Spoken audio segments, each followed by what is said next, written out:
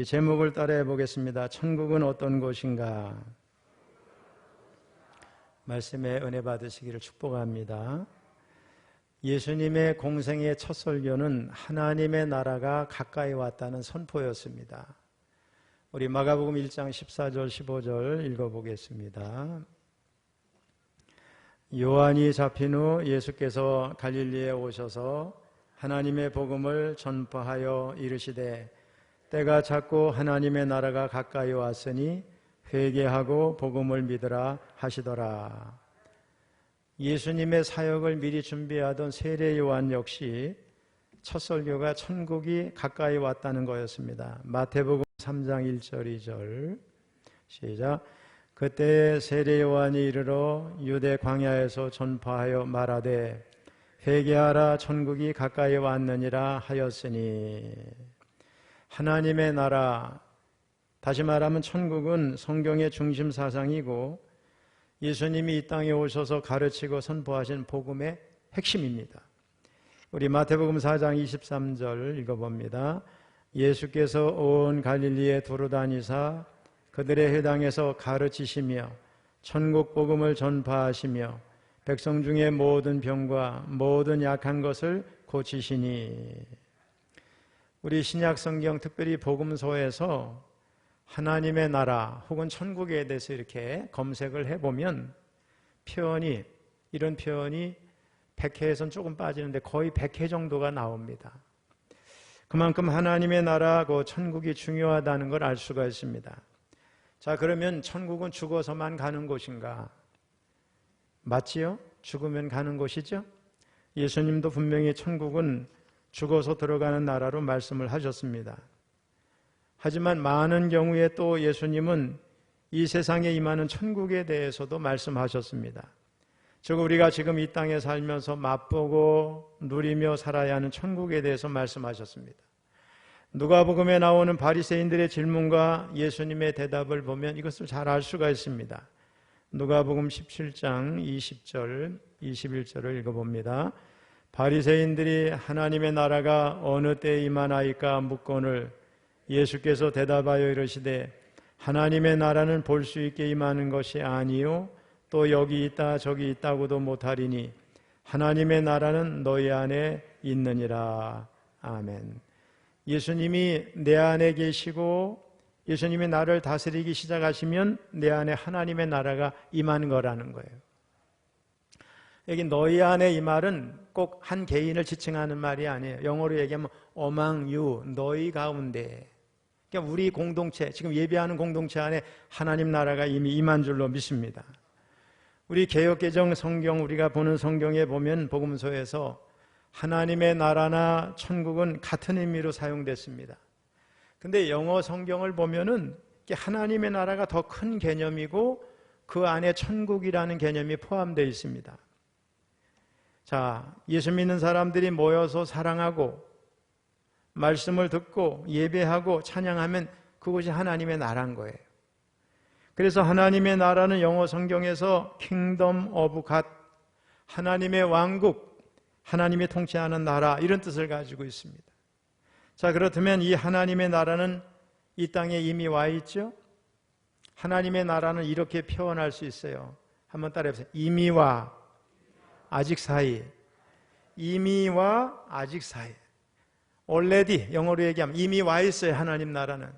근데 그 나라는 완성되지 않았어요. 지금 도상에 있어요. 진행하고 있어요. not yet, 아직 완성되지 않았어요. 하나님의 나라는 이미 와 있어요. 귀신이 쫓겨나고 능력이 행해지고 병자가 고쳐지고 말씀이 선포하는 곳에 하나님의 나라가 임합니다. 자, 그런데 천국은 영어 성경에서 Kingdom of Heaven, 하늘의 왕국, 이렇게 되어 있습니다. 따라서 하나님의 나라는 하나님이 통치하는 나라고 천국은 하늘에 있는 곳입니다. 하나님의 나라는 이미 시작됐고 이미 임한 곳이고 천국은 우리가 장차 들어갈 곳입니다. 우리는 예수님을 믿음으로 이미 하나님의 나라를 경험하고 있습니다. 하지만 죽어서 가는 천국은 아직 이르지 못했습니다.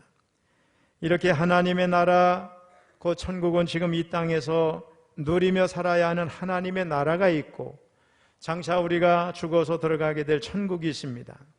그런데 오늘 본문이 말씀하고 있는 천국은 예수를 믿고 구원받은 우리가 장차 들어갈 천국에 대한 말씀입니다. 천국은 어떤 곳인가? 네 가지로 말씀을 드리려고 합니다. 첫째, 한번 따라해서 천국은 새하늘과 새 땅이다. 요한계시록 4장부터 22장까지는 장차 일어날 일, 다시 말하면 앞으로 되어질 일에 대해서 말씀을 하고 있습니다. 좀 더 구체적으로 말씀드리면 4장과 5장은 휴거 사건을 포함해서 7년 대환란 직전에 일어날 사건들을 기록하고 있고, 6장에서 19장까지는 재앙이 나오는데 소위 인나대, 일곱 인, 일곱 나팔, 일곱 대접의 재앙을 말씀하고 있어요. 그 다음에 마지막 20장에서 22장까지는 천년왕국, 백보자 심판, 새하늘과 새 땅, 새 예루살렘, 이런 말씀들이 기록되어 있습니다. 자, 먼저 본문 1절을 보면 새하늘과 새 땅이 나옵니다. 1절을 읽어봅니다. 시작. 또 내가 새하늘과 새 땅을 보니 처음 하늘과 처음 땅이 없어졌고 바다도 다시 있지 않더라. 아멘. 사도 요한이 성령에 감동돼서 환상 가운데 새하늘과 새 땅을 보았습니다. 여기서 새하늘 할 때 새라는 말은 이제 헬라어로 카이논 그런 말인데, 시간적으로 뭐 최근이나 새로운을 의미하는 네오스라는 말과는 확연히 구별되는 말이죠. 질적으로 완전히 다른 새로운 것을 의미하는 거예요. 새하늘과 새 땅이 없어진 이유는, 새하늘과 새 땅이 나타난 이유는 처음 하늘과 처음 땅이 없어졌기 때문이에요. 그래요. 처음 하늘과 처음 땅은 죄와 사망과 반역과 소외가 지배하는 이 세상에서의 삶의 모든 질서, 다시 말하면 죄와 사망과 고통과 우상숭배로 더러워진 지금 우리가 살고 있는 이 땅, 이 질서를 의미하는 것입니다. 그러나 하나님의 심판과 구속이 완성되면서 처음 하늘과 처음 땅은 새 하늘과 새 땅으로 대체되게 됩니다. 한마디로 새 하늘과 새 땅은 새로운 우주론을 말하는 게 아니고 도덕적으로 영적으로 완전한 변화를 말합니다. 새하늘과 새 땅은 처음 하늘과 처음 땅의 갱신이 아니에요. 다시 말하면 리모델링한 게 아니에요. 질적으로 완전히 다른 새로운 곳, 새로운 질서의 창조를 의미합니다. 하나님이 임재하시고 그분의 통치가 온전히 이루어지는 곳, 지극히 도덕적이며 영적인 곳인 줄로 믿습니다. 여기 보면 또 바다도 다시 있지 않더라 그랬어요. 바다 역시 새하늘과 새 땅에 연관된 것인데 지리적인 거나 물질적인 것이 아니라 도덕적이고 영적인 것입니다. 구약 성경에서 바다는 대개 악과 연관이 되어 있고, 요한계시록에서는 사탄이 나오고 죽은 자들이 있는 곳으로 악을 가리키는 곳입니다. 따라서 바다도 다시 있지 않더라, 이 말씀은 타락과 죄와 사망으로 가득 찬 옛 질서와는 엄격하게 분리된 새로운 땅, 새 질서를 의미합니다. 여기 바다와 관련된 에피소드가 하나 있습니다. 우리나라 해군의 창설자이자 초대 해군 참모총장이었던 손원일 제독, 우리 그분의 아버지가 손정도 목사님이에요.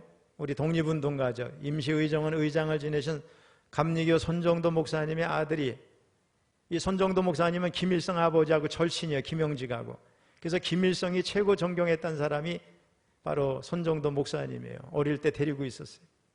근데 이 손정도 목사님의 아버지, 손정도 목사님의 아들이 손원일 제독이고 해군 초대 참모총장이고 해군을 만들었고 독일 대사를 지내고 국방장관을 지냈는데, 이분의 미망인이신 홍은혜 여사님이 제가 진해 해군 장교로 있을 때 예수 믿는 사람들이 모여 사는 기독장교 숙소에서 같이 살았어요. 그때 한 70쯤 되셨던가 70이 안 되셨는가 그랬을 것 같아요. 70이 됐거나.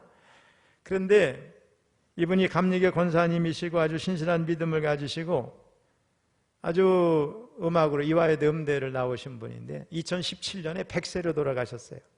근데 이분을 존경하고 따르는 해군 장교들이 많은데 어느 날 어떤 사람이 이 홍은혜 여사님을 만나서 오늘 본문 1절을 펴놓고서, 여사님, 우리 천국에 가면 바다는 더 이상 없게 될 겁니다, 이런 얘기를 했더니 홍은혜 여사가 막 눈물을 흘리면서 슬퍼했대요.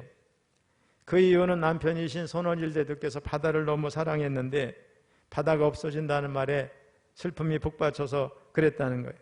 여러분, 전하는 사람도 좀 그렇고 듣는 사람도 좀 성경적 부지가 있었다, 이런 생각이 들죠. 하나의 에피소드인데 여기서 말하는 바다는 그런 것이 아니에요. 자, 첫 번째로 천국은 새하늘과 새 땅이라고 그랬어요. 두 번째로 따라해서 천국은 새 예루살렘이다. 자, 2절을 보면 새하늘과 새 땅을 봤던 사도 요한이 거룩한 성 새 예루살렘을 봅니다. 2절을 읽어봅니다. 시작.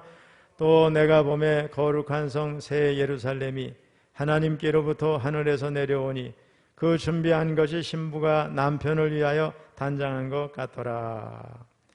여기서 사용된 새라는 말, 이거 역시 앞절에 사용된 카이넨, 이런 말인데 지상의 옛날 예루살렘과는, 지금의 예루살렘과는 질적으로 다른 새로운 예루살렘입니다. 새로운 예루살렘의 특성은 두 가지죠. 사람이 살고 있거나 사람이 만들건, 이렇게 우리의 육을 가진 우리 인간이 만든 세상이 아니에요. 하나님이 만드신, 우리에게 주신 선물이죠. 새로운 거처입니다. 두 번째 특징은 새 예루살렘은 지리적인 거나 공간적인 것이 아니라 하나님과 구원받은 성도들이 친밀한 교제가 이루어지는 평화로운 곳이에요. 자, 세 번째로 천국은, 따라해서 천국은 임마누엘이다. 임마누엘이 뭐예요? 하나님이 우리와 함께 하시다, 이런 말이죠. 새 하늘과 새 땅, 거룩한 성 새 예루살렘을 지켜보고 있던 사도 요한에게 하나님이 구원받은 자들과 함께 하신다고 하는 큰 음성이 들립니다. 우리 3절 읽어봅니다. 시작. 내가 들으니 보좌에서 큰 음성이 나서 이르되 보라, 하나님의 장막이 사람들과 함께 있음에 하나님이 그들과 함께 계시리니 그들은 하나님의 백성이 되고 하나님은 친히 그들과 함께 계셔서. 여기 보라 그랬는데 헬라어로 이두, 이런 말에, 이거는 명령이라기보다는 감탄사에 가깝습니다. 감탄하는 목소리로 보라, 이런 큰 음성이 요한에게 들린 겁니다. 그 큰 음성의 내용은 뭐냐? 하나님의 장막이 사람들과 함께 있을 것이다. 이 말은 하나님이 함께 하신다, 이런 뜻입니다. 이 장막은 우리 구약 성경에 등장하는 성막, 성전을 의미하는데, 성막은 하나님께서 이스라엘 백성들과 함께 하실 때 임재하셨던 처소죠. 특별히 이스라엘 백성들이 진을 머물 때, 유진할 때 성막을 중심으로 동서남북에 세 지파씩 진을 치고 있었습니다. 그 중심에 성막이 있는 거죠. 하나님이 함께 하신다는 거죠. 그들을 보호하시고 인도해 주심을 상징하는 것이에요. 그래서 오늘 3절의 말씀은 모든 것이 마무리되는 종말의 때에 하나님께서 구원받은 그의 백성들과 임마누엘로 함께 하신다, 이런 약속의 말씀입니다. 마지막으로 네 번째는 따라해서 천국은 모든 고통이 사라지는 곳이다. 천국은 모든 고통이 다 사라지는 거예요. 4절을 한번 읽어보겠습니다. 시작. 모든 눈물을 그 눈에서 닦아주시니 다시는 사망이 없고 애통하는 것이나 곡하는 것이나 아픈 것이 다시 있지 아니하리니 처음 것들이 다 지나갔음이로라. 여기 보면 눈물도 나오고 사망도 나오고 애통하는 것도 나오고 곡하는 거, 아픈 거 나오죠. 이는 새하늘과 새 땅이 되기 전에 죄와 사망으로 인해 부패하고 변질되었던 옛 질서의 산물입니다. 천국은 하나님이 함께 하시기 때문에 눈물을 흘릴 일이 없어요. 눈물을 흘릴 일이 전혀 없는 거예요. 왜냐? 고통이 존재하던 처음 것들이 다 사라지고 새로운 땅, 새 예루살렘, 그곳에는 고통이 다 사라진 곳이에요. 자, 요한계시록에 보면 천국에는 밤이 없어요. 우리가 지금은 낮이 되면 태양이 있잖아요. 태양이 필요 없어요. 하나님이 빛이 되셔요.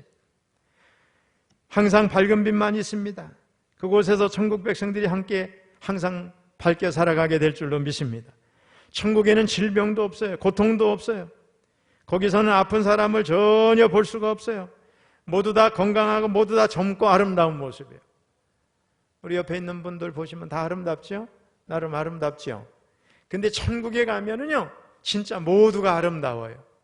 이 땅에서 혹 장애를 가진 분도 상관없어요. 아름다운 모습으로 다 바뀌어 있습니다.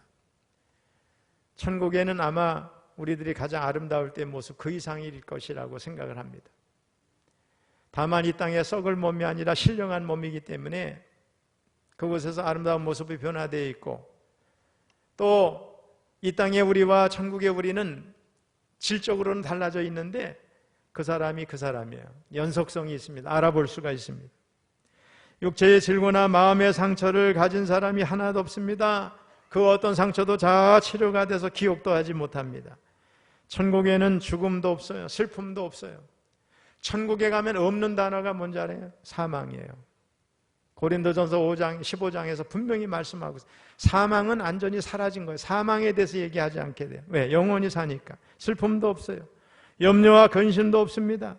이 세상에는 근심과 걱정이 끊일 날이 없어요. 사업 때문에, 자녀들 때문에, 먹고 사는 문제 때문에, 사람 사이의 문제 때문에 온갖 염려, 근심이 끊임없이 찾아옵니다. 천국에는 유혹도 없어요. 죄가 없으니까 그래요. 여러분, 세상에 죄가 얼마나 많아요. 그러나 천국에는 죄 자체가 없는 것이에요. 천국은 변함도 없습니다. 그러나 세상은 그렇지가 않아요. 특별히 여러분, 세상 나라가 다 그렇죠. 아수르도 망하고 바벨론도 망하고 바사도 망하고 헬라도 망하고 애굽도 망하고 로마도 망하고 다 나라가 명멸하지만은 천국은 영원히 변함없는 나라인 줄로 믿습니다. 그런가 하면 천국은 아름다운 성이 있어요. 요한계시록에 나오는 그 문자 그대로 계산하면 그 크기가 엄청난데 이 땅에서 천국과 비교할 수 있는 아름다운 건축물이나 성은 결코 없습니다. 또한 천국은 기쁨과 행복만 있는 곳입니다. 천국은 슬픔과 근심 대신에 기쁨과 행복만이 영원히 계속되는 거예요. 아름다운 노래가 들려오고 생명수강이 흐르고 그 강가에는 온갖 생명과 일이 쉬지 않고 열매를 맺습니다. 이 세상에서 제일 기뻤던 일보다도 수천 배를 더한다 할지라도 천국과 그것을 비교할 수가 없습니다. 여러분, 너무나 감사한 것은 저와 여러분이 천국을 갈 때 거기 다 예비된 집이 있을 줄로 믿습니다. 주님이 말씀하셨어요. 너희는 마음에 근심하지 말라. 내 아버지 집에 거할 것이 많도다. 물론 천국에는 시기와 질투가 없어요. 그런데 상급대로 행한 대로 갚아주시니까 조금 더 우리가 아름다운 모습으로 사는 분들이 있을 것 같아요. 분명히 성경에는 여러 군데 나와 있어요. 행한 대로 갚아준다. 구원을 받는 건 예수님의 이름으로 누구나 평등하게 구원받지만은 상급이 다르다고 그랬어요. 마지막으로 천국에는 누가 계세요? 예수님이 계십니다. 그래서 하나님과 함께 모든 성도와 구원받은 사랑하는 가족들이 함께 영원히 행복하게 살게 됩니다. 천국에는 성이 없어요. 남녀 구분이 없어요. 우리가 이 땅에서 말하는 가족관계는 아니지만 모두가 하나님 나라 가족입니다. 여러분, 이런 요한계시록을 읽었을 초대교회 성도들의 심정이 어땠겠어요? 비록 지금은 사탄이 교회를 공격하는 세상, 수많은 핍박이 있었던 이 세상, 그런 처음 것들의 세상에서 살아가지만 언젠간 이 세상에 그런 것들이 다 사라지고 새하늘과 새 땅이 도래할 때 위로하시고 품어주시는 하나님이 계시고 주님이 계신다. 얼마나 감격했을까? 여러분, 상상이 되지요. 여러분, 그런 의미에서 요한계시록은요, 성도들에게 두렵고 무서운 말씀이 아니에요. 제가 학교 다닐 때 교수님 중에 한 분이 그래요. 요한계시록은 정글과 같대요. 잘못 들어가면 나오지 못하니까 조심하래. 여러분, 그런 것이 아니에요. 오히려 요한계시록은 믿음 때문에 힘들어하며 고난 중에 있는 성도에게 이미 보증된 승리를 보여주면서 산 소망을 갖게 하는 은혜의 말씀인 줄로 믿습니다. 여러분 가운데 지금 고통하는 분이 있습니까? 눈물 흘리는 분이 계십니까? 처음 것들을 다 지나가게 하시고 반드시 승리의 잔치에 참여하게 하실 주님을 바라보면서 힘내시기를 축복합니다. 용기 백배하시기를 바랍니다. 자, 그러면 누가 천국에 들어가는가? 이 질문에 대한 답은 너무 분명하죠. 예수 믿으면 천국 갑니다. 만일 어느 한 인간이 천국을 소유하고 있다면 담을 높이 쳐놓고 가까운 친척이나 친구 외에는 못 들어오게 할 거예요. 그런데 천국은 그런 곳이 아니에요. 천국은 분명하게 말씀합니다. 성경이 누구나 다 들어올 수 있다는 거예요. 죄를 회개하고 예수 그리스도를 영접해서 하나님의 대자녀가 된 사람은 누구나 다 들어올 수 있다. 다른 길로는 천국에 들어올 수 없다. 이것이 성경이 우리에게 말씀하는 거예요. 요한복음 5장 24절을 읽어봅니다. 시작. 내가 진실로 너희에게 이르노니 내 말을 듣고 또 나 보내신 이를 믿는 자는 영생을 얻었고 심판에 이르지 않으니 사망에서 생명으로 옮겼느니라. 예수 믿고 구원받은 사람은 사망에서 지금 이 순간 다 생명으로 옮긴 자들이에요, 여러분이요. 사도행전 4장 12절 읽어봅니다. 다른 이로서는 구원을 받을 수 없나니 천하 사람 중에 구원을 받을 만한 다른 이름을 우리에게 주신 일이 없음이라 하였더라. 우리는 분명히 알아야 되겠습니다. 이 땅의 행함의 종교에서 말하는 구원의 조건들이 있죠. 착하게 살아라, 자선을 베풀어라, 도덕적으로 윤리적으로 바르게 살아라, 고행을 해라, 금욕해라. 이것은 예수 믿은 사람이, 예수 믿고 평등하게 구원받은 하나님의 자녀들이 이 땅에서 실천해야 할 덕목은 될지 모르지만은 구원의 조건이 아닙니다. 그러므로 기독교에 뭔가 착하게 살고 선행을 베풀고 고행하고 나눠주고 이렇게 하면 구원받는다고 하는 모든 세상의 행함의 종교는 성경적으로 보면 다 거짓 가르침입니다. 인간의 그 어떤 위로도 인간은 절대로 구원받지 못합니다. 오직 예수님을 구원자로 영접한 자만 구원받게 되는 줄로 믿습니다. 그리고 주님을 영접한 자는 삶 속에서 하나님이 주시는 평안을 누리며 살다가 구원의 확신 속에서 주님 부르실 때 새같이 편안하게 날아가게 될 줄로 믿습니다. 주한장로교에서 은퇴하신 나겸일 목사님이 주한장로교회 가시기 전에 영등포 어느 교회에서 목회하실 때인데 어느 날 교통사고가 나서 영등포 시립병원에 32구의 시체가 안치됐습니다. 이 시립병원의 원장이 나겸일 목사님의 대학원 동창이라서 의사와 간호원을 대동하고 32구 시체를 쭉 둘러보게 됐습니다. 32구의 시체를 쭉 둘러본 다음에 나 목사님이 이런 말을 했어요. 여기 32구 가운데 7명이 예수 믿고 천국에 갔습니다. 그랬더니 원장도 웃고 의사도 웃고 간호사도 웃으면서 믿지 못했어요. 그렇지 않겠어요, 여러분? 시체를 쭉 보고 처음 본 시체를 보면서 이분들 중에 7분이 구원받았다고 천국 갔다고 얘기해 누가 믿겠어요? 그런데 나 목사님이 그때 이런 말을 했어요. 내가 그럼 지금 표시를 해줄 테니까 그 시신을 확인해 보세요. 다 예수 믿는 사람들일 겁니다. 그리고 표시를 해주고 병원을 나갔습니다. 며칠이 지난 후에 의사로부터 전화가 왔습니다. 목사님, 이전에 7명을 표시해 주셨는데 신원을 확인해 보니까 그 7명이 다 예수 믿는 사람이었습니다. 그런데 목사님 그걸 어떻게 하셨습니까? 이때 남 목사님이 이렇게 말을 했다고 해요. 아니 의사면서 그것도 모릅니까? 사람이 죽으면 얼굴이 시커멓고 푸른빛이 돕니다. 그러나 예수 믿고 죽은 사람은 얼굴이 밝습니다. 평소보다 훨씬 밝습니다. 사실입니다. 시체를 한번 직접 확인해 보십시오.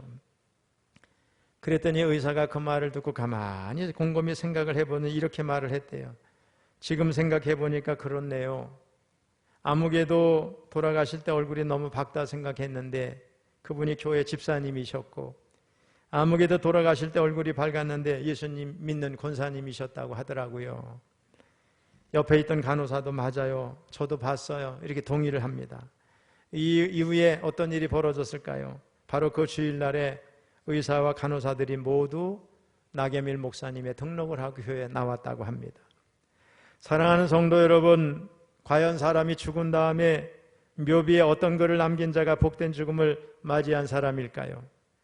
영국의 극작가 버나드 쇼는 94세를 일기로 세상을 떠났는데 그의 묘비에 이렇게 써 있습니다. 우물쭈물하다가 내 이럴 줄 알았다. 자기가 죽었는데 자기 묘비에다 이런 걸 써달라고 그런 거예요. 우물쭈물하다가 내 이럴 줄 알았다. 죽음도 준비하지 못하고 얼결에 맞았다는 거죠. 해밍웨이는 일어나지 못해 미안. 스탕달이라는 희극인은 살았다, 썼다, 사랑했다. 일본의 선승 모리야 얀센이라는 센얀이라는 사람은 술통 밑에 묻어져 운 좋으면 밑동이 셀지도 몰라. 아니 이거 묘비에다 이런 걸 썼대.